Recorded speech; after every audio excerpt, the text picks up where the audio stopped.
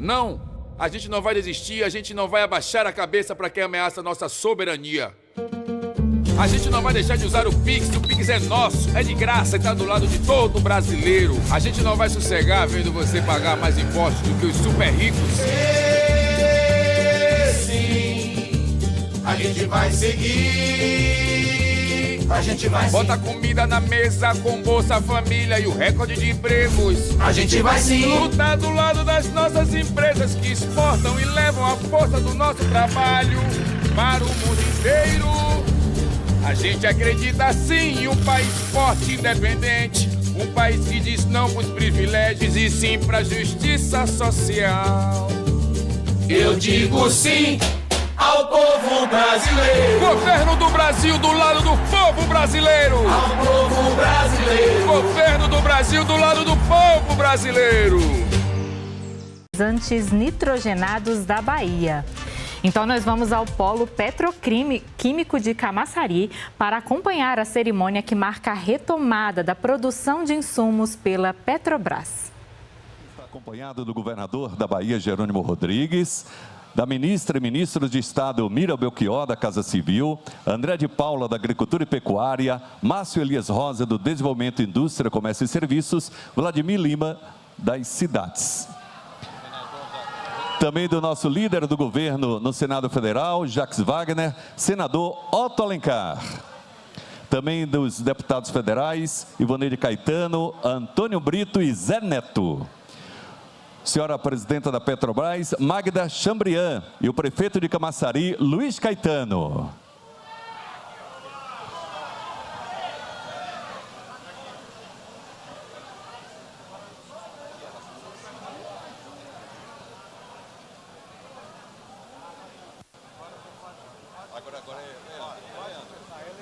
Nesse momento especial, senhoras e senhores, anúncio à imprensa sobre a retomada da produção de fertilizantes da Fafem na Bahia. Nós ouviremos neste momento o gerente-geral da Fafem Bahia, Leandro Veiga. Uma salva de palmas.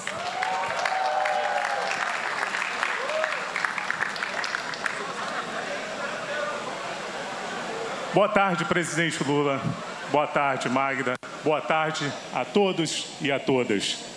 É um grande orgulho e felicidade recebê-los aqui na fábrica de fertilizantes nitrogenados da Bahia, a nossa Fafem Bahia. Como o senhor, presidente, pôde ver na visita ao nosso centro de controle, dito lá pelo nosso colega Nailson, essa fábrica foi a primeira do Brasil a produzir fertilizantes nitrogenados e reiniciou nesse ano as suas operações aqui na Bahia. A alegria por esse feito, o senhor já pode ter percebido ao longo dessa visita, pode ser visto no rosto, na expressão de alegria em cada um dos trabalhadores e trabalhadoras aqui presentes. É um orgulho a gente poder reviver o reinício das operações dessa unidade esse ano. E como foi dito lá dentro, na reabertura dessa unidade, a Petrobras está contribuindo para a segurança alimentar num país que é potência agrícola. Obrigado a todos e um bom evento. Seja bem-vindo.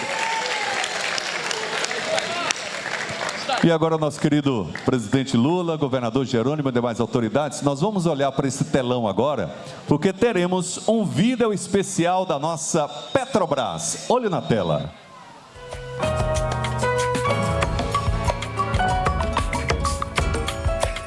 Começou a ter os concursos, né? E aí surgiu, despertou e vim trabalhar na Petrobras, né? Afinal, né? A maior empresa do Brasil, né? E eu tive uma oportunidade antes de vir aqui, conheci Salvador e adorei Salvador, né? Disse, pô, vou me adaptar. Como as oportunidades estavam aqui na Bahia, trazendo essa oportunidade de emprego para a nossa comunidade, que é Camaçari, né? Esse tempo todo que eu estou aqui, saindo e voltando, porque eu sinto que aqui é o meu lugar.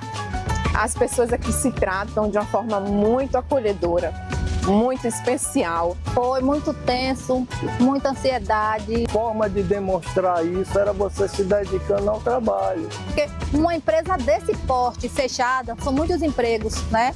Então, a partir daquele momento, todos saberiam que a Bahia não era mais uma opção como para a Petrobras, né? O fato de a gente não estar aqui não significa uma fábrica, né? Quando você vê ela parada, não tem um ser humano, não tem um trabalhador, ela não é nada, é aquele negócio frio, né? É um renascimento, né? Então a gente tem que valorizar o que nós temos. A ureia é nossa, então a gente vai consumir, como também vai exportar. Fertilizantes é vida, né?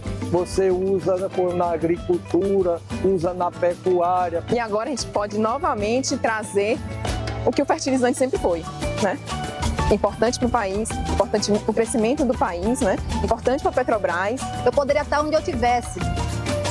A Fafim me chamou, é porque meu coração está aqui. Como nordestino que nós somos, né? Como bom baiano que nós somos, estarmos aqui abrindo, acolhendo todo mundo.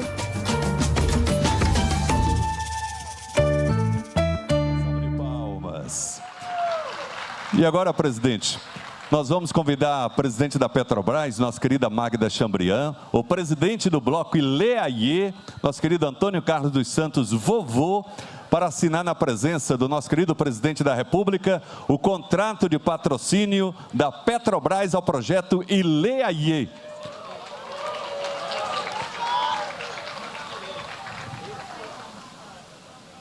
Momento muito especial. Agora nós convidamos a senhora presidenta da Petrobras, Magda Chambriand, e nosso querido vovô do Ileaie.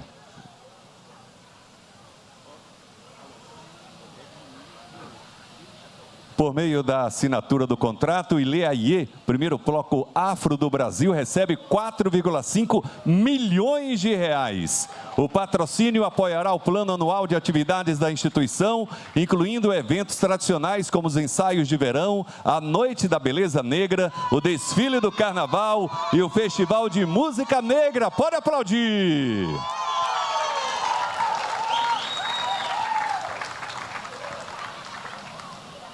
Nesse momento, agora, nosso vovô vai tirar uma foto especial.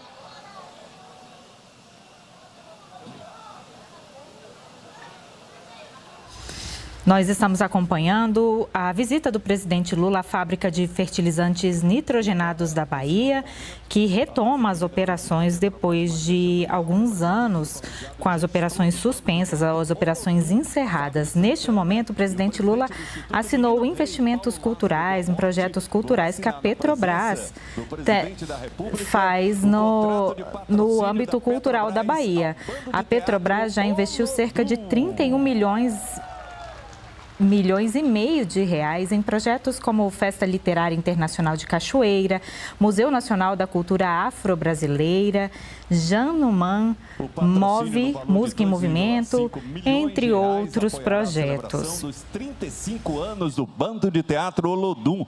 Nesses anos, eles têm promovido a inclusão social, a formação de público e artistas negros e a valorização da cultura afro-brasileira por meio de produções teatrais. Merece uma calorosa salva de palmas.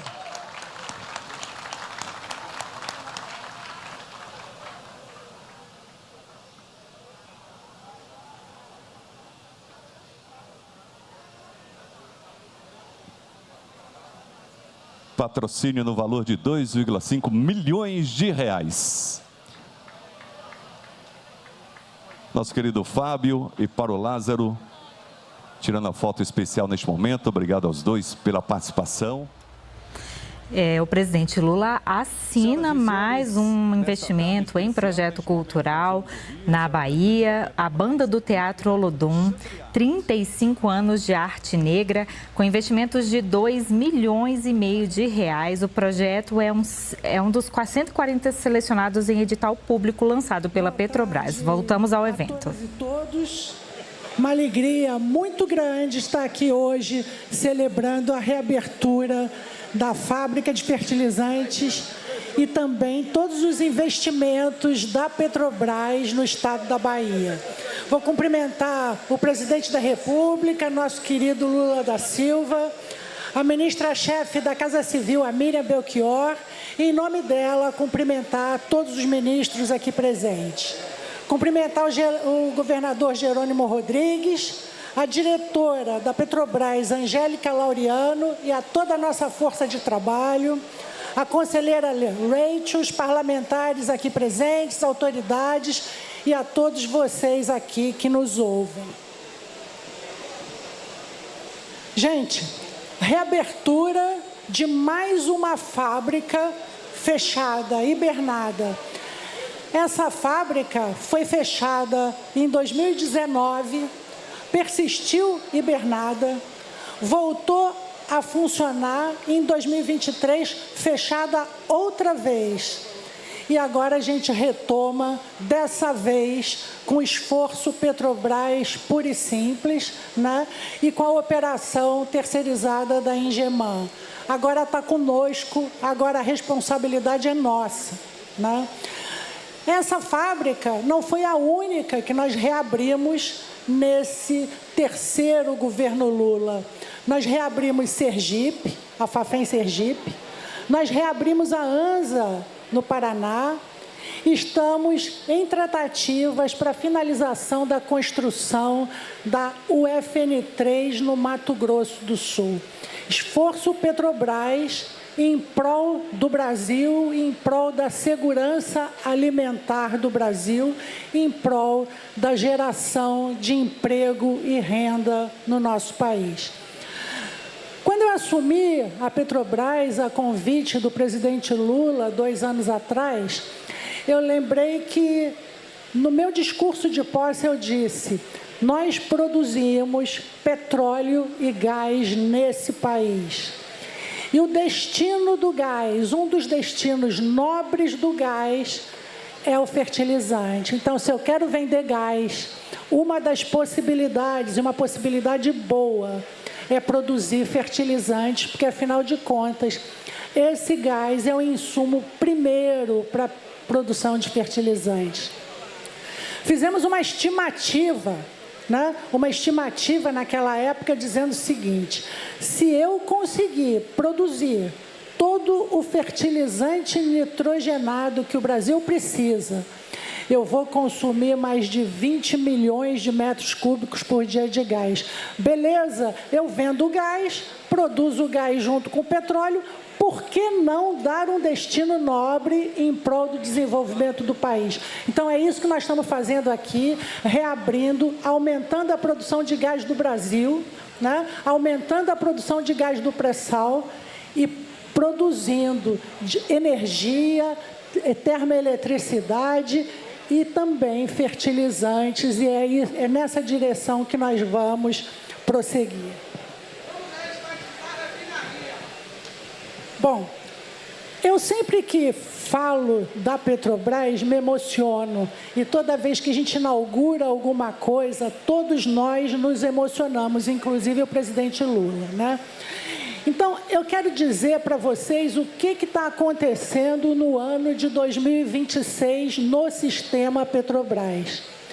Nós começamos um ano extremamente desafiador, com um preço de petróleo menor do que $60 por barril.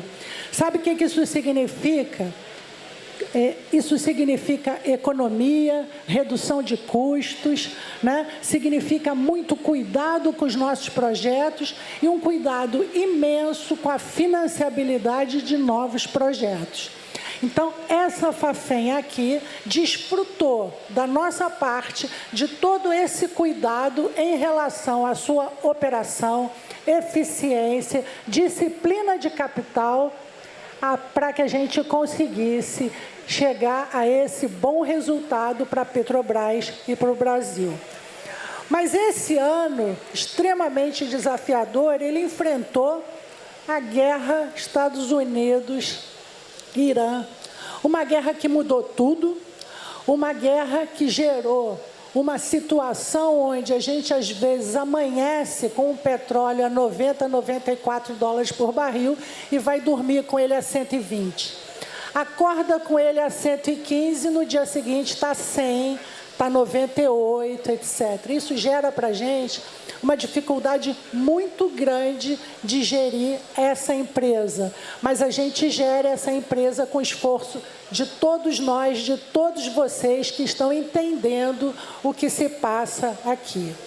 Incertezas externas que testam a resiliência de países, da economia de países que testam a resiliência de empresas de petróleo e empresas de todos os segmentos. O que tem de bom nisso, né?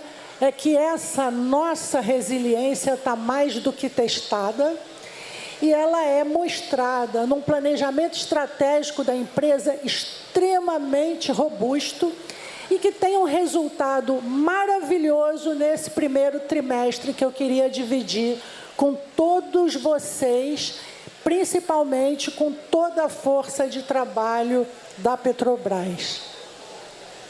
Prezados, no primeiro trimestre desse ano, nós aumentamos a produção do pré-sal 16% em relação ao primeiro trimestre do ano anterior. Aumentamos 3% em relação ao último trimestre de 2025. Aumentamos a produção de derivados, colocamos mais obras. E sabe o que aconteceu? Nós faturamos, em termos de lucro líquido desta empresa, 6,2 bilhões de dólares. Parte disso veio, inclusive, da reversão do impairment da UFN3. Então, imagina, botar a UFN3 de volta sobre a mesa, investir de volta na UFN3, significou reverter prejuízo. Sabe o que aconteceu aqui? Fomos eleitos a petroleira mais lucrativa do planeta no primeiro trimestre deste ano. Pouca coisa, gente? Não. Digo para vocês, nunca dantes na história desse país. Falando aqui para vocês, como é que a gente fez isso, né? Botando muita produção no tanque. Hoje, a Petrobras já tem, e talvez seja uma ou outra companhia, nem sei se tanto, que tem 2 campos de petróleo que superam a marca de 1 milhão de barris por dia, todos os dias.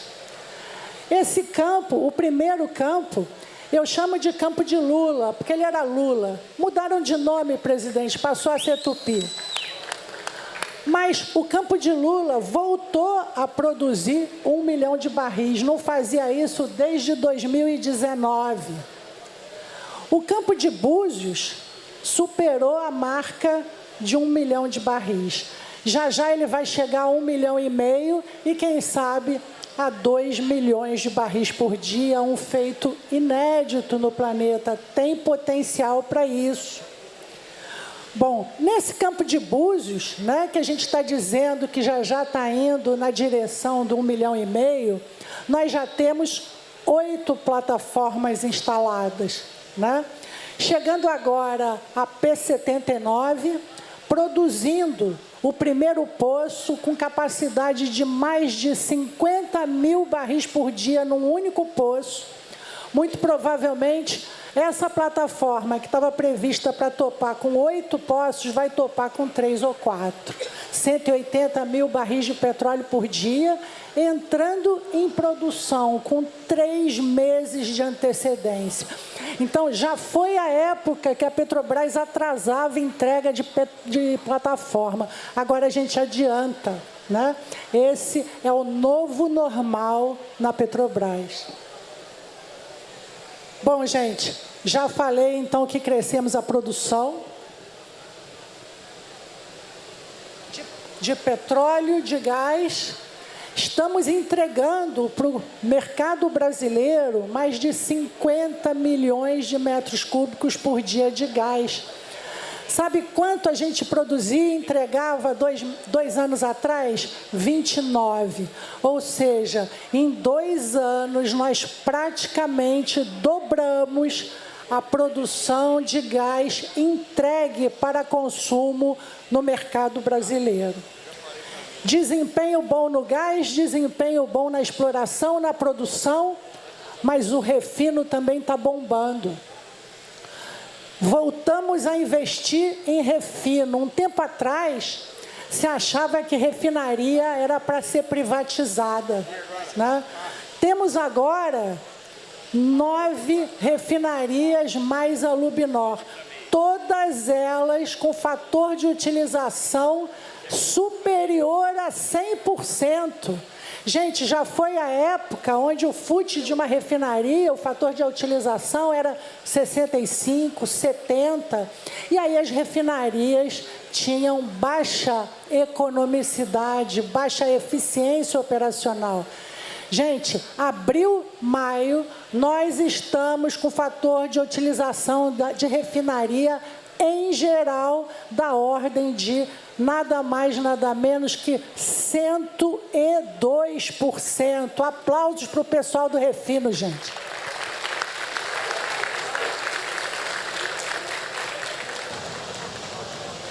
Eu gosto de dizer para vocês também que volatilidade para lá, esforço para cá, essas coisas têm um lado bom, né?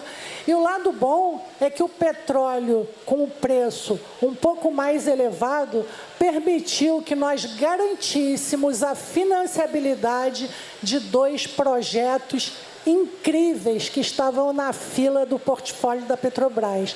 Quais são eles? Por exemplo, Sergipe, Águas Profundas, 2 plataformas, cada um de 100 mil barris por dia. Então, vamos lá, 200 mil barris de petróleo por dia, mais 22 milhões de metros cúbicos por dia a mais de gás. Gente, o gás está chegando, presidente. Com o gás chegando, eu gosto de dizer, como ainda não revogaram a lei da oferta e da procura, mais gás é menos preço. Mudar gás de mão, gente, não resolve, não barateia o preço do gás, não. O que barateia o preço de gás é o compromisso de investir, de trabalhar e de viabilizar mais produção de gás para o nosso país. E nisso, o país pode contar conosco, pode contar com a Petrobras, porque nós, presidente, éramos uma nação amiga, nos tornamos uma nação irmã.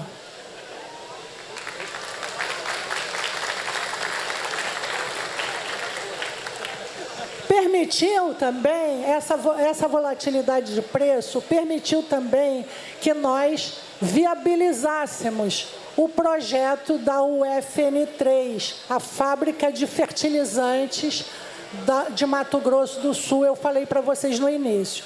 Com a fábrica de Mato Grosso, com a fábrica do Paraná, com a fábrica de Sergipe e com a fábrica da Bahia, nós vamos produzir 35% do fertilizante nitrogenado que o Brasil precisa.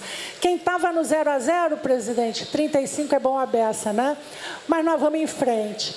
Nós vamos em frente, aprovando projetos, e há pouco tempo atrás, com essa história da Guerra do Golfo, o presidente falou assim: Magda, me disseram que vocês estão segurando o estoque de diesel e de gasolina e vocês estão segurando estoque e não estão botando esse estoque no mercado. E eu falei: que estoque, presidente? Não tem estoque estratégico no país. E aí o presidente falou assim: nossa, eu fiz uma greve em 81 para reclamar do estoque. Você está me dizendo que eu fiz uma greve à toa, né? Isso o presidente me falou há pouco tempo atrás. E eu disse para ele assim: presidente, estoque é muito caro. O melhor estoque de todos é o estoque da autossuficiência. Então, naquele momento, a gente se comprometeu com o presidente Lula a colocar no planejamento estratégico 2731 o compromisso da Petrobras de ser autossuficiente em diesel, e com o diesel vem a gasolina até o ano de 2030. Está aqui o Wagner Felício, em nome... Cadê o Wagner Felício? Está aí, ó, fugiu. Vem cá, Wagner, que esse compromisso é seu também, né? Então, nós estamos aqui com o compromisso de aumentar o refino da Petrobras e nos tornarmos autossuficientes na produção de diesel e gasolina. Por quê? Porque é bom para a Petrobras, é bom para o Brasil precisa, e essa geopolítica mundial mostrou que essa é a melhor alternativa para a nossa empresa, para a nossa nação. Está aqui o Wagner, né? É com ele, gente, essa bola está com ele. Eu vou dizer também para vocês, né, que nós reabrimos a Fafem, mas nós fizemos mais do que isso pela Bahia, né? Ao longo desses 2 últimos anos, nós tratamos com muita seriedade a questão Braskem, né? Então, resolvemos um problema societário grave que nós tínhamos aqui na Braskem, e já já vocês vão ver uma nova Braskem também aqui na Bahia, tá? Em completa sinergia com o sistema Petrobras, trocando insumos, comprando derivados, vendendo petroquímicos e garantindo o desenvolvimento do estado da Bahia. O governador Jerônimo sempre pergunta assim, tá bom, mas o que você vai fazer na exploração e produção do estado da Bahia? Eu digo ao governador, nesse plano de negócios robusto da Petrobras, até 2030, nós vamos tratar mais de 100 poços de petróleo. Sabe o que significa isso? Isso significa que, em termos de custo operacional e investimento direto, nós vamos botar aqui na Bahia, até 2030, 3,5 bilhões de dólares. E com isso, nós vamos mais do que dobrar a produção de petróleo e gás do estado da Bahia. Está com vocês, a responsabilidade é de vocês, e eu vou cobrar de todo o corpo técnico da Petrobras, porque a gente está aqui para isso. Vamos lá. Como eu falei, gente, está conosco. Mudar de mão já provou que encarece. Mudar refinaria de mão faz derivado mais caro. Mudar duto de mão faz gás mais caro.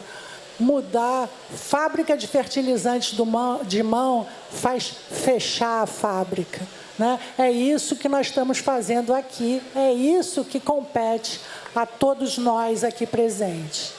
E podem ter certeza, eu vou cobrar, mas vou cobrar muito de todos vocês que estão aqui aplaudindo, porque mais que aplaudir, nós temos que trabalhar e trabalhar muito por esse país.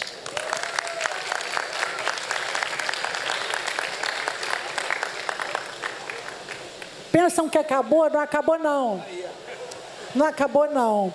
Temos 115 milhões de reais investidos até 2030 para fazer biodiesel aqui na Bahia. É a PBio, gente. A PBio, usina de biodiesel de Candeias, vai produzir, vai aumentar, né? 115 milhões de reais para a PBio. Vai ter fertilizante aqui em Candeias. Pensa que acabou? Não acabou, não, né? Essa PBio vai estar funcionando, ancorando uma cooperativa de catadores que vai receber, o edital está na praça, 5 milhões de reais para viabilizar a coleta de óleo reaproveitado, catadores que vão alimentar a PBio, né? Zé Maria, esse aqui é da Bahia, mas tem em São Paulo, tem em Minas, tem no Paraná, onde tem refinaria da Petrobras, tem diesel coprocessado e está na conta do Zé Maria, tem catador também.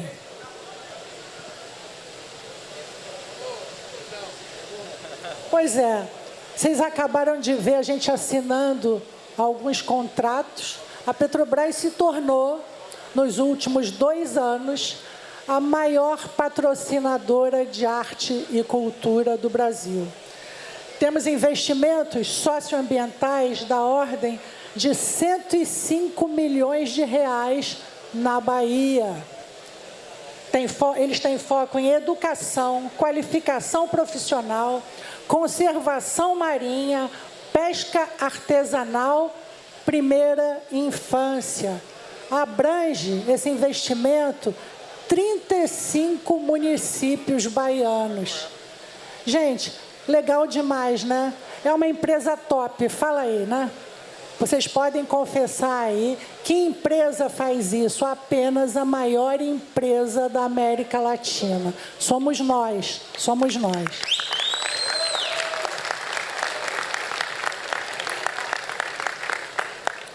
Investimentos culturais, vocês viram aqui?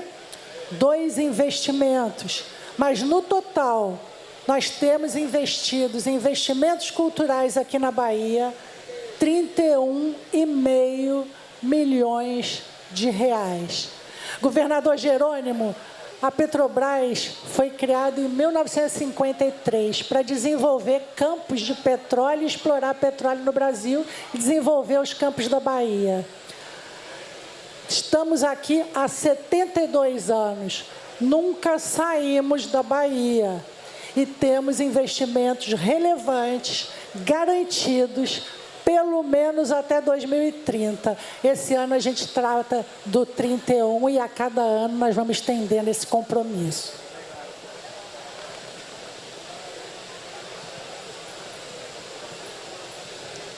Estou acabando, presidente. Estou acabando.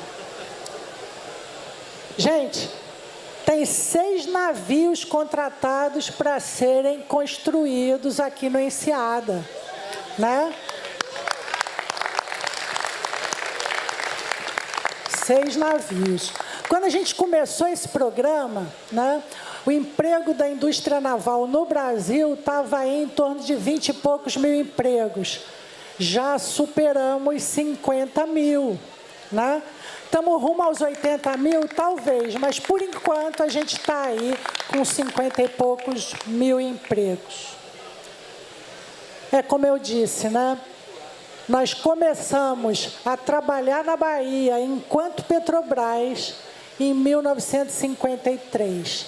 O petróleo jorrou comercial na Bahia em 1939, governo Getúlio Vargas, né? Dali a pouco, esses investimentos afundaram, eles foram se rareando, tornando-os mais rarefeitos, e estão voltando agora, depois do Getúlio Vargas, no governo do presidente Lula.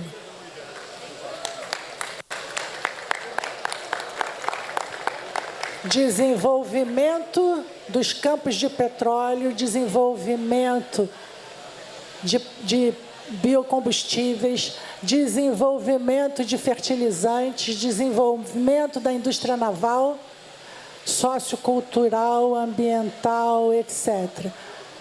Gente, investimento garantido, como eu falei, para o próximo quinquênio e muito trabalho de todos nós, porque é isso que nós estamos fazendo aqui, trabalhando muito para fazer a Petrobras a empresa mais lucrativa do planeta e o Brasil o melhor país do mundo para a gente viver. Muito obrigada a todos.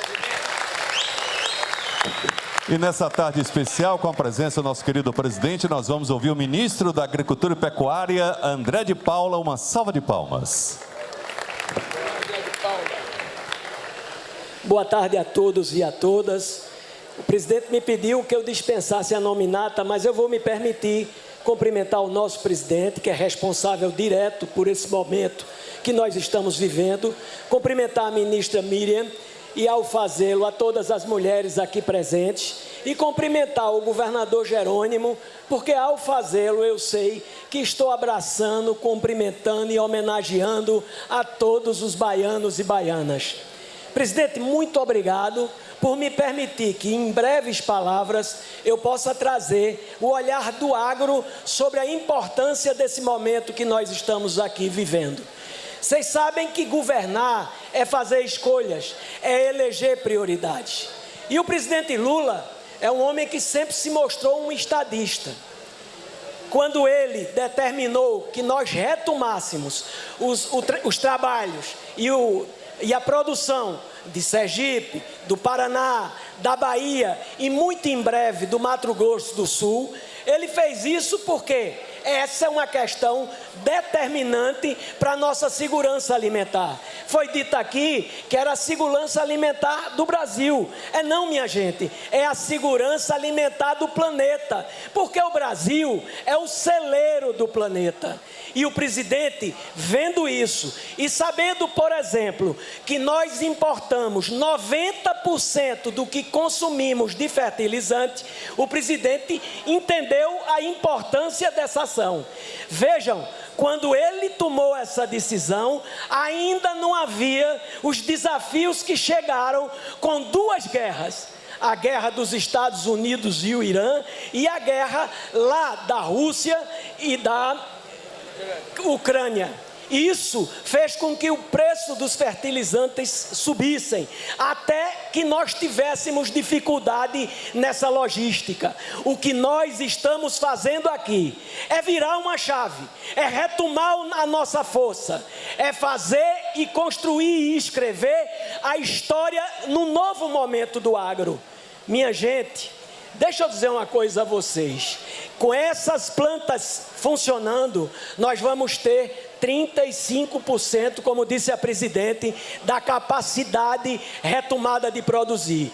Veja, o problema do agro é a escala. Tudo no agro é grande. Presidente, o ano passado, o agro cresceu 11,7%. Para que vocês tenham ideia, o segundo setor que mais cresceu 2,5%.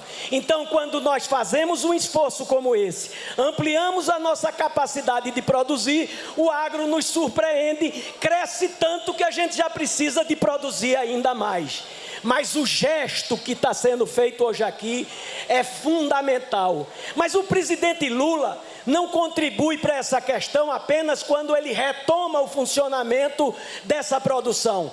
O prestígio, o respeito e a forte liderança que ele exerce no mundo todo tem sido determinantes para que nós possamos abrir, como estamos abrindo hoje, 612 novos mercados para nossos produtos do agro. Mais do que isso, não é apenas fornecer, é também receber. Presidente, a semana passada, a nossa equipe, com o vice-presidente Alckmin, graças ao seu prestígio, esteve com representantes do governo da Nigéria. E nós falamos para ele a importância que tínhamos para nós agora adquirir fertilizantes. E eles sentaram e alinharam algo que nos interessa muito. Eles vão ampliar esse fornecimento, eles vão nos fornecer e eles vão receber 3 produtos que nós produzimos. Mas não é só isso. Amanhã de manhã eu estou indo na China.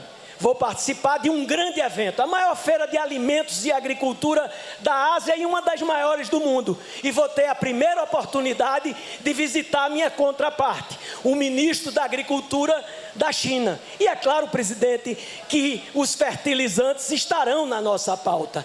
Esse é um momento de grande desafio, mas desafios foram feitos para ser vencidos. E o Brasil tem uma sólida tradição nesse enfrentamento. E o agro do Brasil é motivo de orgulho, não para quem vive dele, não para quem produz o agro, sobretudo para nós, os brasileiros. Presidente, muito obrigado. O senhor está fazendo hoje, e olha aqui, o senhor é o presidente que mais fez pelo agro brasileiro, mas esse gesto, essa retomada, esse momento que nós estamos vivendo aqui, que chega num momento de tantos desafios, é fundamental, presidente. O senhor dá o exemplo, o senhor dá o start, o senhor vira a chave e nós vamos vencer essa crise. Muito obrigado. Senhoras e senhores, nessa tarde especial nós vamos ouvir o governador da Bahia, Jerônimo Rodrigues. Boa tarde, Fafém. Presidente, serei breve o suficiente para agradecer. O senhor hoje está entregando casas. Entregamos ali 384 casas. O senhor assinou mais quase 2.000 casas para morar. Aqui, quando eu olho os companheiros do Sindiquímica, do Sindipetro e da FUP, é uma luta incessante, presidente. Mas é uma casa para trabalhar, é uma casa para ganhar o pão, mas como consequência disso, daqui sai matéria-prima para a produção de alimentos. O prefeito Caetano está aqui e sabe o quanto é importante a retomada do polo de Camaçari. O seu retorno a presidente da República do Brasil consolida a esperança desse povo brasileiro. É a consolidação. Está escrito nas suas vestimentas que o senhor é do controle de emergência. E o senhor está fazendo aqui uma emergência. Presidenta Magda, quando nós tivemos na Petrobras no Rio para levar uma pauta, eu tive antes com o Sindipetro, com a FUP e Sindiquímica, e eu levei a pauta da Bahia e a pauta do Brasil. Presidente, o governo que lhe antecedeu esvaziou a Petrobras no Brasil inteiro. A Bahia pagou uma conta muito alta, retirou desse estado o seu papel histórico de sediar a Petrobras, do primeiro poço de petróleo, e hoje o senhor volta com sua força, com sua energia. E eu espero que o que o senhor esteja fazendo aqui hoje, presidente, junto com a presidenta Magda, junto com o ministro André de Paula, com o ministro Márcio, com os meus 2 senadores, Otto e o senador Jacques Wagner, e o seu ex-ministro da Casa Civil, Rui Costa, a gente possa estar ladeado com esses companheiros e companheiras que não soltam sua mão hora nenhuma. Mas não é apenas do voto pelo voto, presidente. É um projeto que eles defendem e que eu sou testemunha disso. Eu quero aqui agradecer ao Sindiquímica, ao Sindipetro e à FUP, em nome da classe trabalhadora desse país, que nunca baixou a bandeira diante de uma pauta tão especial do emprego, da renda e da recomposição da imagem do Brasil no mundo. Esta pauta aqui é uma pauta do combate à fome. Esta pauta aqui é uma pauta da produção de alimentos. Viva a Fafem, viva a Petrobras, forte abraço, viva Lula! E agora, senhoras e senhores, um momento muito especial. O presidente da República, acompanhado da presidente da Petrobras, Magda Chambriard, do governador Jerônimo Rodrigues e demais autoridades presentes, descerrarão a placa alusiva à retomada das operações da Fafem. Momento especial esperado por todos aqui presentes. A retomada das operações da Fafem Bahia, um marco importante para a reconstrução da indústria nacional de fertilizantes e para o desenvolvimento do Estado. Após a paralisação das atividades em 2023, a Petrobras reassumiu a unidade em 2025 e em janeiro deste ano, com investimento de cerca de 100 milhões de reais, a fábrica voltou a produzir amônia e ureia, merece uma calorosa salva de palmas. Contribuindo para a produção nacional, a geração de empregos e o aproveitamento do gás natural produzido pela Petrobras. Pode aplaudir mais forte, merece esse ato. Retomada das operações da Fafem Bahia.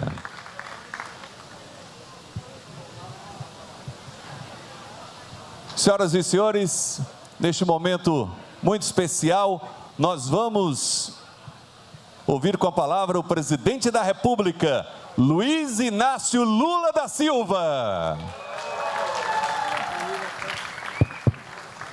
Oi, gente. Eu estou feliz, eu estou cansado e eu estou com fome. São 3 coisas que eu preciso vencer para voltar para Brasília. Mas eu vou dizer para vocês da minha alegria de estar aqui nesse momento em que a gente está retomando a produção da FAFEM. Eu ouço isso há muito tempo.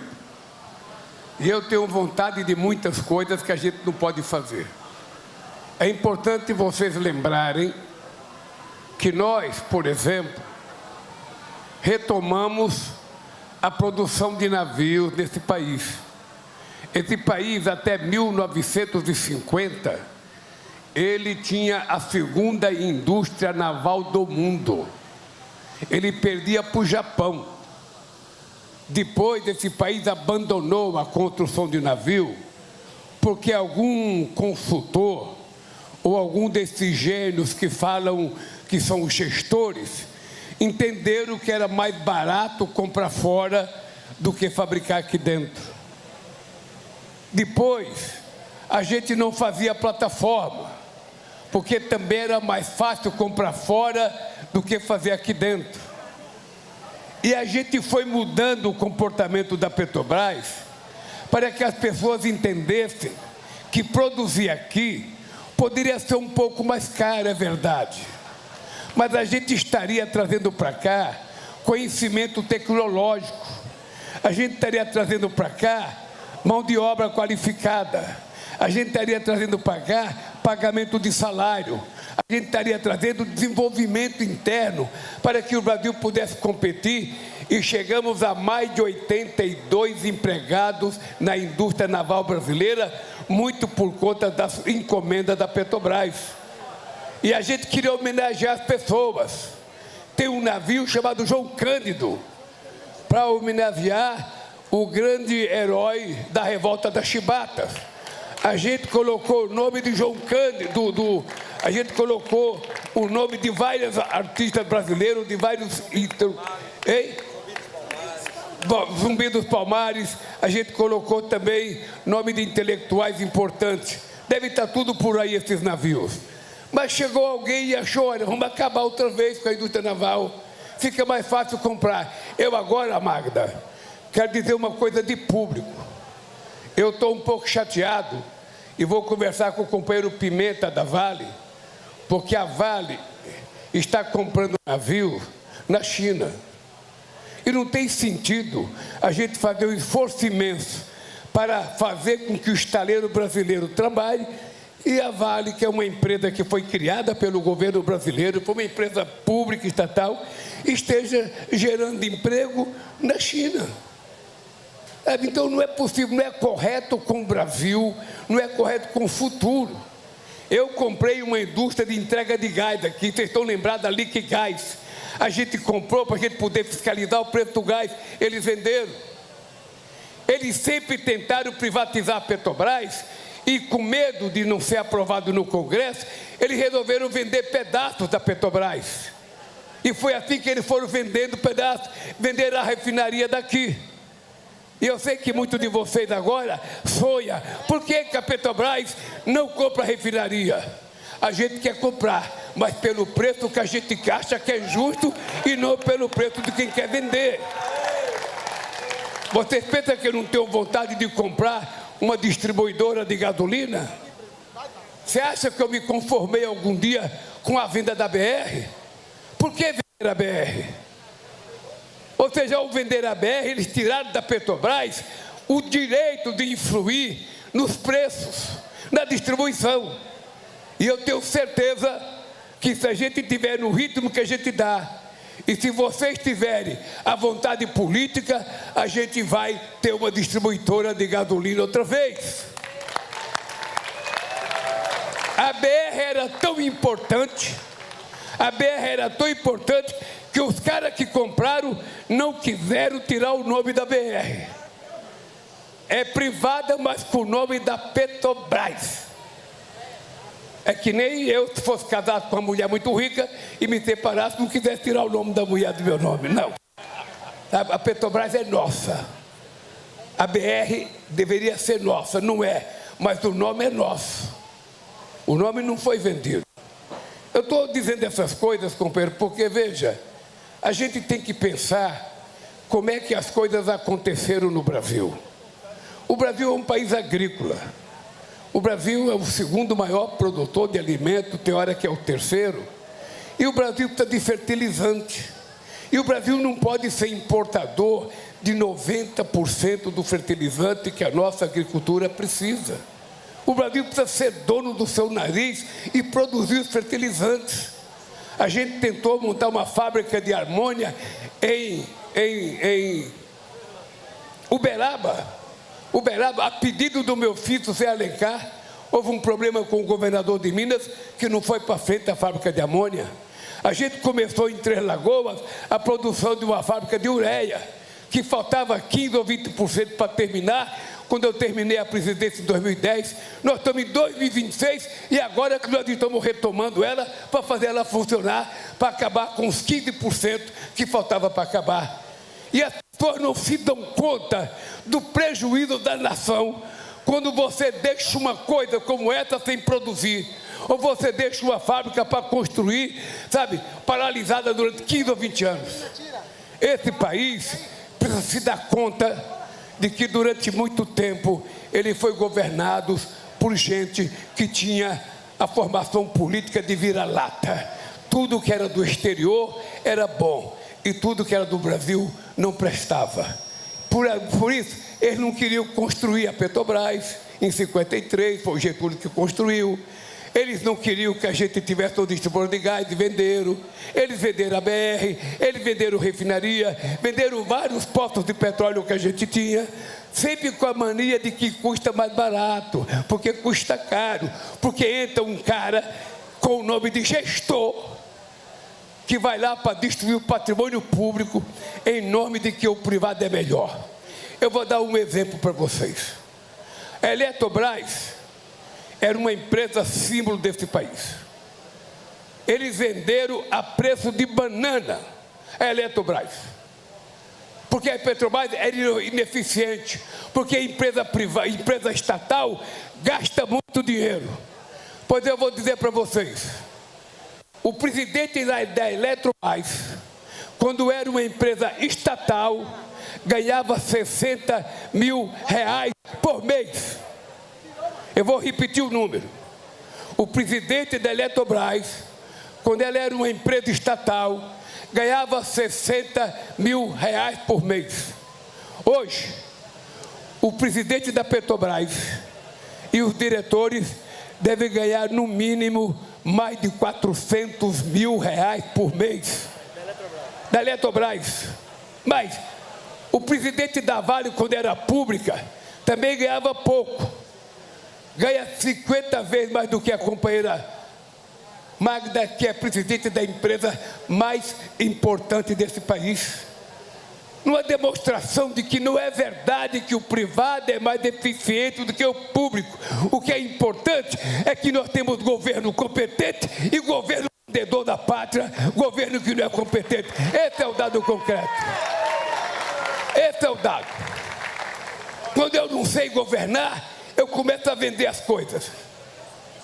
Quando eu não sei governar, eu começo a dizer que é ineficiente, uma bobagem.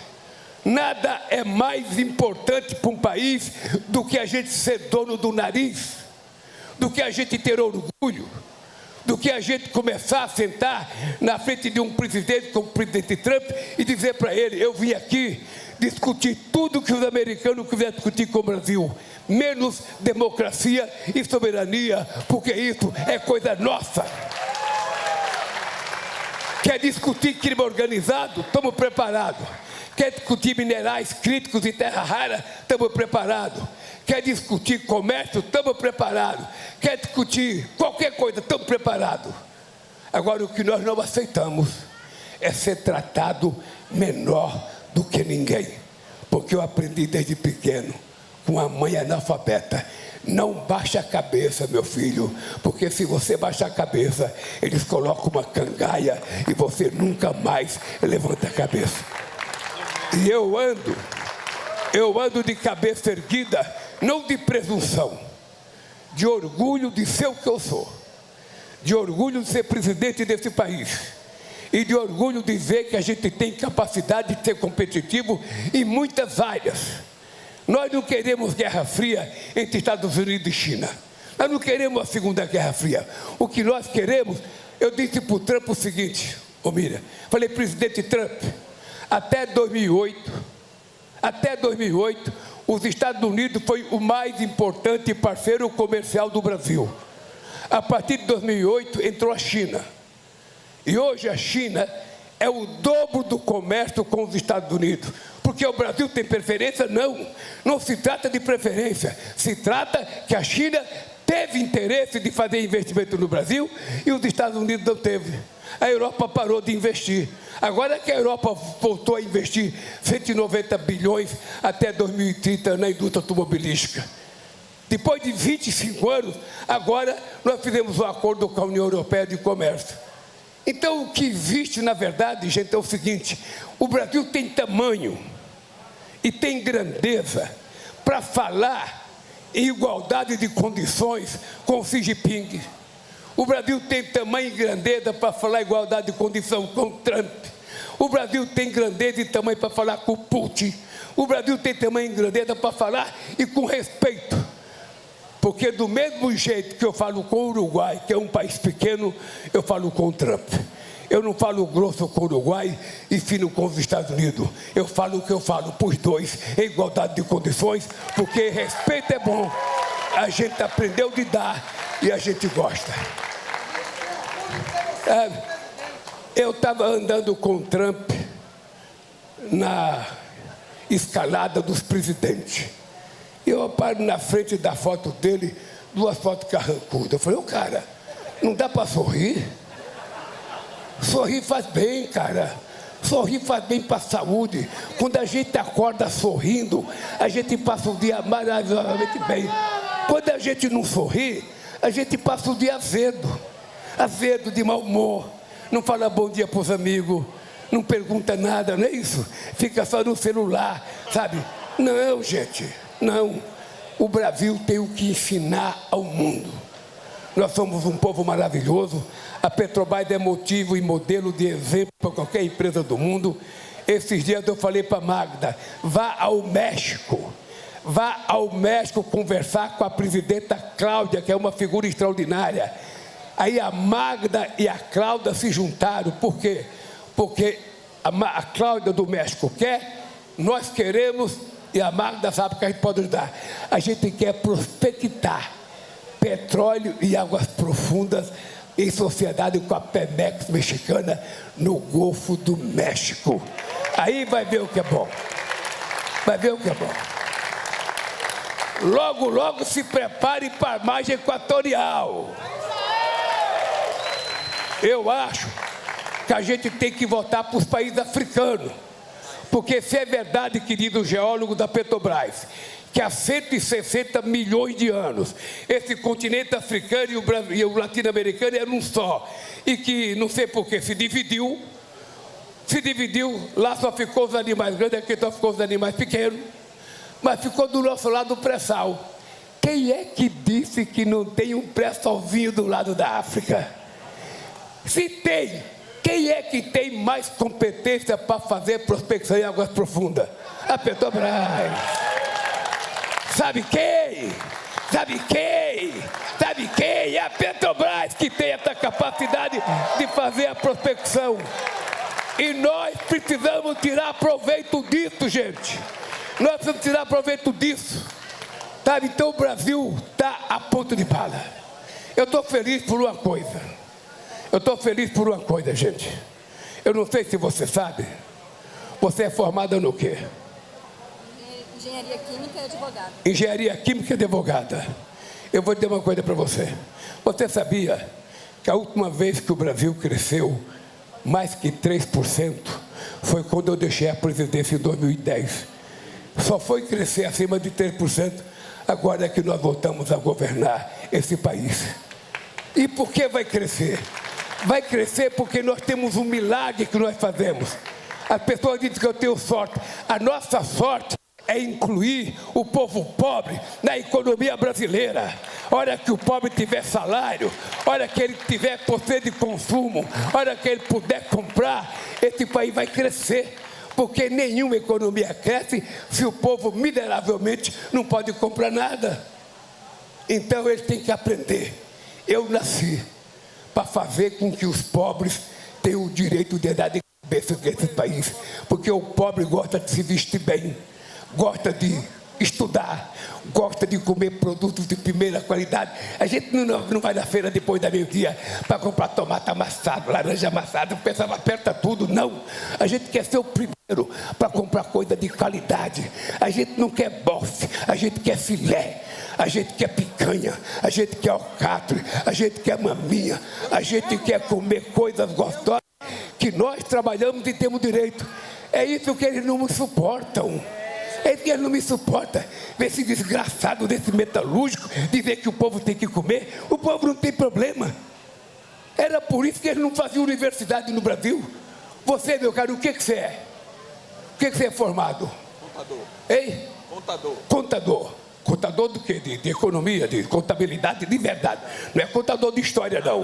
Ah, tá bom. Então, veja, esse país, vocês têm que saber. A gente tem que perguntar por que esse país só foi ter sua primeira universidade em 1920. 420 anos depois de descoberto. Já perguntaram por quê? Vocês já se perguntaram por quê? Sabe por quê? Porque a elite que governou esse país, desde que Cabral chegou aqui, não tinha pobre como pessoa. Nós éramos invisíveis. Para que negro estudar? Para que indígena estudar? Quem tinha que estudar era o filho do rico, que é a Coimbra, e a Washington, e a Nova York, e a Londres. Não. O que é que nós falamos? Eu não quero tirar nada de ninguém, mas eu quero que o filho de uma empregada doméstica disputa a mesma vaga que o filho da sua patroa numa universidade e que vença o melhor. E que vença o melhor. É por isso que nós criamos o ProUni. É por isso que nós fortalecemos o FIES. É por isso que nós criamos os institutos federais. É por isso que nós estamos criando a escola em tempo integral. É por isso que nós criamos o pé de meia.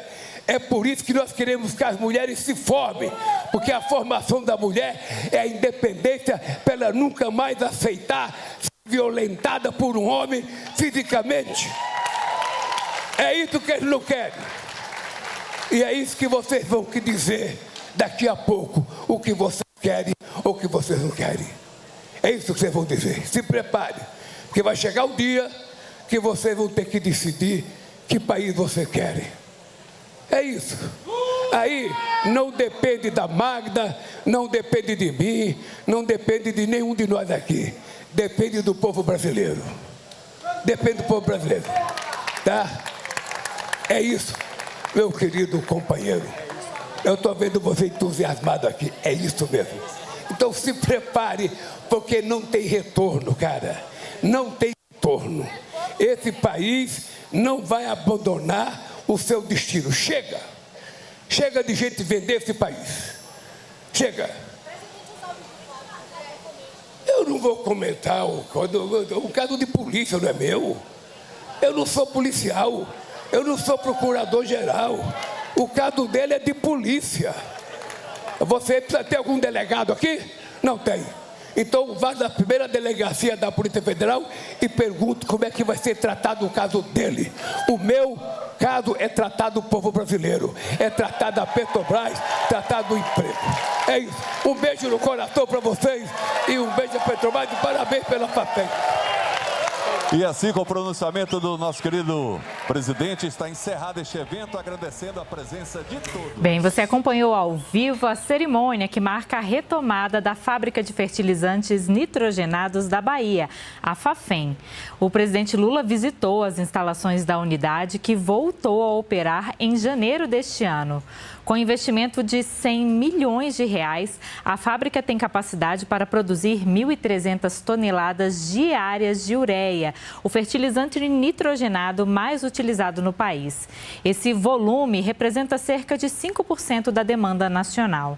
A retomada da Fafem, além de reduzir custos e dar mais estabilidade ao agronegócio, possibilita a geração de 900 empregos diretos e 2.700 empregos indiretos.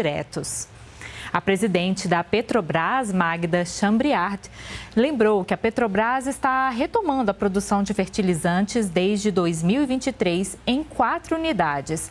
A decisão garante insumos para o agro e segurança alimentar para os brasileiros. Essa fábrica foi fechada em 2019, persistiu hibernada, voltou a funcionar em 2023, fechada outra vez. E agora a gente retoma, dessa vez, com esforço Petrobras puro e simples, né? E com a operação terceirizada da Engeman. Agora está conosco, agora a responsabilidade é nossa, né? Essa fábrica não foi a única que nós reabrimos.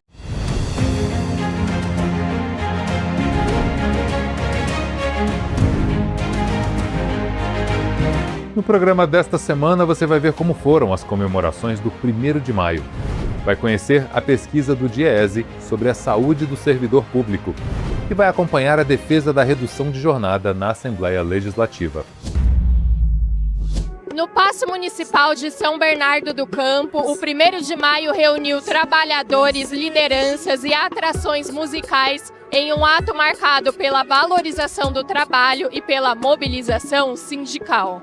Como todos os anos, a APOESP marcou presença no evento, que contou com a participação de várias professoras e professores. 1º de maio, como todo 1º de maio, é uma mensagem de luta, é de engajamento, lutar contra a negação da cultura, da ciência e da educação que esses setores promovem e lutar pelo fim da jornada 6x1, que é um momento de unidade da classe trabalhadora na qual nós, professores e professoras, estamos unidos. No domingo, dia 3 de maio, a CUT, com o apoio de diversos sindicatos, promoveu um evento político-cultural em Ferraz de Vasconcelos, na Grande São Paulo, para marcar o mês dos trabalhadores e trabalhadoras. Foi uma tarde de muita música, dança e conscientização. Mais do que uma comemoração, os participantes destacaram as lutas que a classe trabalhadora ainda trava pelos seus direitos, além de outros temas que preocupam a população do estado de São Paulo. A gente tem uma pauta prioritária que é discutir o feminicídio no estado de São Paulo, que extrapolou todas as condições. E quando está matando mãe trabalhadora e que deixa seus filhos à mercê dos cuidados, porque tem homens tirando a vida. E não é só feminicídio, é qualquer tipo de violência contra as mulheres. Nós temos, homens principalmente, ter o compromisso de combater. A APOESP esteve presente apresentando as reivindicações dos profissionais da educação e defendendo a união da classe trabalhadora. Dia 1º foi o dia do trabalhador, esse mês é dia de toda a classe trabalhadora. Quando eu falo em classe trabalhadora, eu falo do campo, da cidade, público, privado, seja ele professor, médico, polícia, policiais, são todos servidores públicos. E tem que caminhar junto nessa luta conosco na Leste contra o PL 1316. Porque qualquer deputado que votar favorável sabe que ele está assinando o voto contra os professores e o funcionalismo público do Estado de São Paulo. Hoje é um dia muito importante de comemorar as lutas, mas de continuarmos ativos nessas bandeiras, nessas pautas. Os professores do Estado de São Paulo se irmanam com as demais categorias de trabalhadores e trabalhadoras, né, para esse dia que é muito especial para nós. E aí é necessário que a população reflita, né, até 4 de outubro, quem deve ser o candidato a governo do Estado de São Paulo. Lançada no dia 5 de maio em São Paulo, a nova pesquisa do DIEESE investiga as condições de trabalho e os impactos na saúde dos profissionais de educação e da saúde pública. O lançamento da pesquisa contou com a presença de servidoras e servidores públicos do estado de São Paulo, que lotaram o auditório do DIEESE. O evento foi coordenado pela deputada estadual professora Bebel, atualmente licenciada da presidência da APOESP. A proporção das pessoas que responderam a essa pesquisa que associam adoecimento físico ao trabalho na educação pública, 80,2%. dos professores associam adoecimento físico ao trabalho na educação pública, né? E a proporção das pessoas que se afastaram do trabalho na educação por adoecimento é de 60%.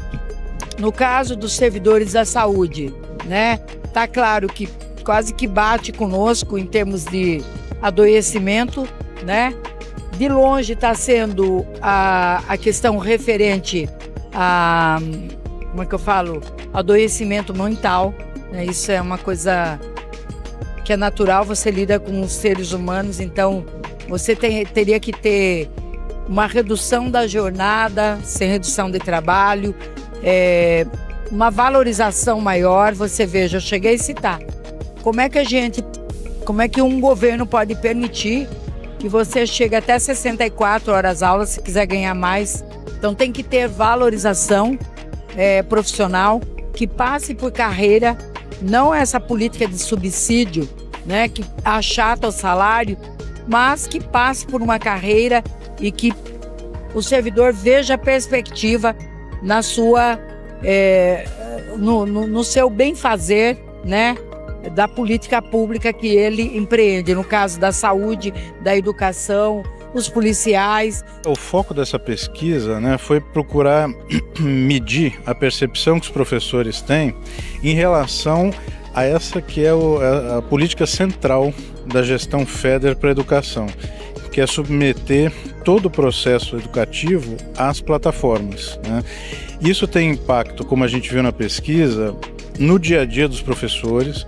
Os relatos, né, a percepção que a pesquisa mostrou, acima de 80% dos professores relatam uma intensificação do trabalho pelo uso das plataformas, seja para lançar aula, seja a própria aula, né, que hoje é mediada por plataformas. E aí a pesquisa identificou, né, a percepção de adoecimento dos professores, especialmente do ponto de vista mental, associado a essa intensificação da jornada de trabalho criada pelas plataformas. A APUESP vai produzir uma cartilha com os resultados da pesquisa, que será distribuída em todas as subsedes da entidade. Os professores vieram até a Assembleia Legislativa nesta terça-feira, dia 5 de maio, acompanhar as discussões e a possível votação do PL 1316 proposto pelo governo do estado. A votação ficou para a próxima semana e o Educação na TV vai acompanhar toda a movimentação. A professora Bebel aproveitou para divulgar no plenário os resultados da pesquisa do DIEESE e cobrar mais atenção com a saúde dos profissionais da educação. Nós estamos num momento privilegiado pelo fim da escala 6x1. Por que é que não faz esse casamento também aqui? Porque o fim dela, da escala 6x1, é o bem-estar do trabalhador. Por que é que o professor não pode ter bem-estar também? Esses que levam trabalho para casa, que corrigem provas, que tem que preparar aula, que tem que ler livros. Porque eu sou professora de literatura, por exemplo. Vocês acham que a gente vai ter tempo diante de uma jornada extorsiva que é, né? Veja, um Estado que escreve na lei que o professor pode dar até 64 horas aulas, professor Jorge do Carmo, é um Estado criminoso. Ele não é um Estado justo. Porque nós estamos lutando exatamente pela redução da jornada. A professora também defendeu investimentos no IANSP, Instituto Médico, que atende os servidores públicos do estado de São Paulo. O MEC lançou na semana passada uma plataforma que reúne informações sobre educação digital e midiática. O lançamento foi na forma de um webinário, em conjunto com a Secretaria de Comunicação da Presidência. O primeiro passo que a gente deu foi organizar o conjunto de cursos e ferramentas relacionadas à educação digital e midiática que já foram produzidas pelo governo ou por parceiros do governo e que se encontram em diferentes canais. Então, cursos do AvaMec, materiais que estão no MECRED. A ideia foi concentrar esse conjunto em um único espaço. E, além disso, atribuir categorias, classificações, organizar um pouco da história das ações e das iniciativas dentro do governo relacionadas a esse tema, com o intuito também da gente tornar esse conteúdo, que é muita coisa, né? Vocês vão ver conhecendo a plataforma, com o intuito de dar uma organizada nisso tudo e mostrar de uma maneira bem acessível, com uma navegação fácil, para que o uso também dos professores e das redes de ensino fosse facilitada. Anote aí o endereço que aparece na tela, uma ferramenta muito útil para educadores que precisam trabalhar com o mundo digital. O programa de hoje fica por aqui. No portal e nas redes sociais da APUESP você encontra todas as lutas dos professores. Aponte o celular para o QR Code e siga as redes sociais do Educação na TV. Até a próxima semana.